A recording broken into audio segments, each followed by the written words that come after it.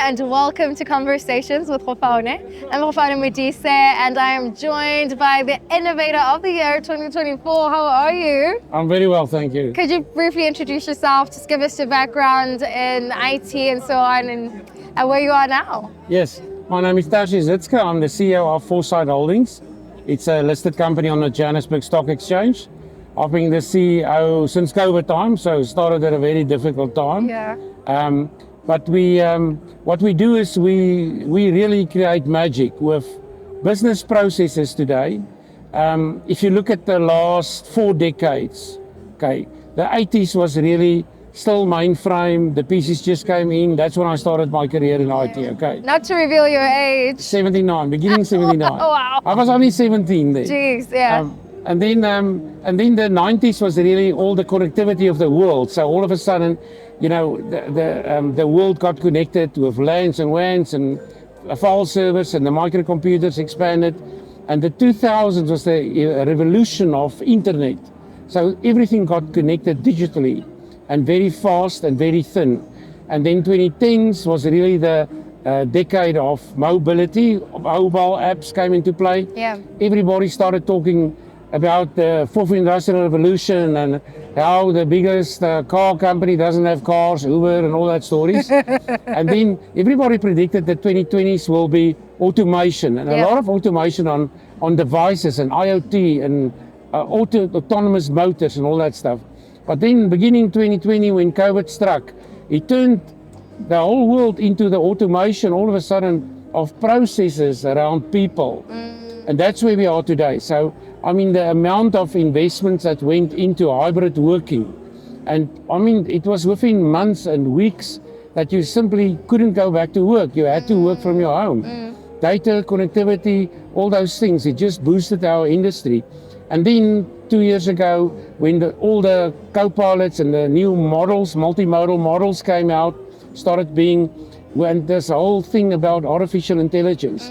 But what we see is we focus on the processes for business, because there's a lot of AI models for anything in the world.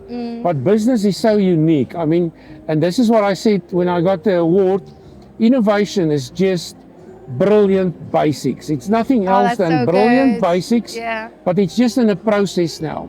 And the process of the whole, I don't want to use the word artificial intelligence. I say automated intelligence. What's the difference? Automated intelligence is where you do your normal thing, it's just captured correctly, and then you add value of a process to that, and then you are really ready. We say we take people from no sight and hindsight to foresight. Yeah. That's why we call foresight. Yeah.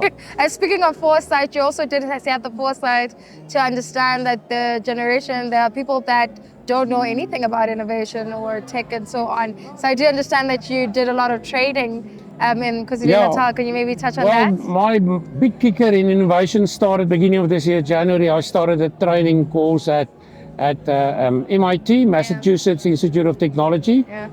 That's incredible. Yeah, and I ended up top of class and Really? Yeah. Oh, so right. but what I think the big thing there was that it really taught me what is the responsible AI, all those concepts.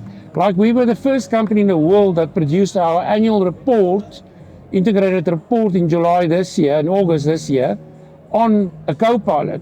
So we applied to the JSE saying we want to do this on Copilot, and they said, no, we want the PDF after 2 weeks. Yeah. So we expected that, you know, the auditor stamp must be on there. But you can go on our website and ask questions. You don't have to read that 200 pages. Ask who's the CEO, what does he earn, and you can even ask, should I buy Foresight shares? It will give you an honest opinion. Yeah. So that's all where you link different data models together, structured, unstructured data. Because you can imagine we pull information from 4 years and it's in different formats.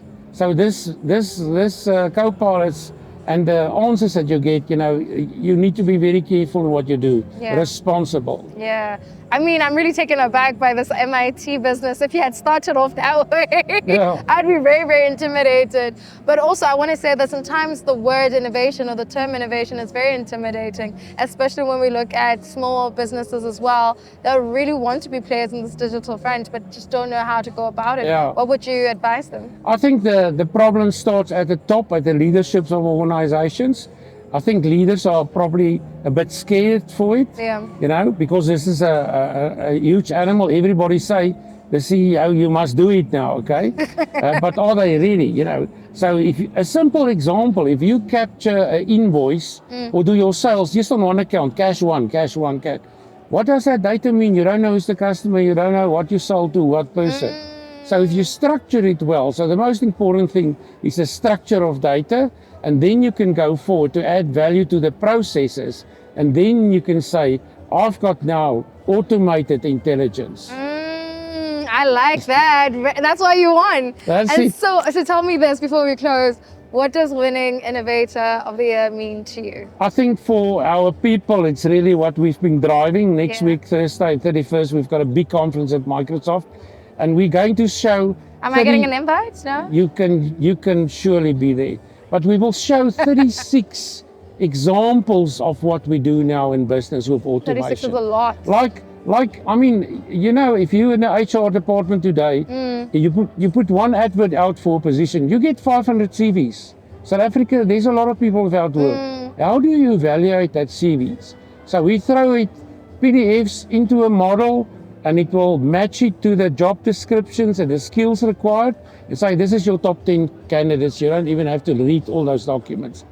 The biggest thing that this automation and AI will give people back, business people, not only leaders, but any worker in business, is time. Then you can actually use that time to innovate and think, how can you do your job better instead of reading 500 CVs?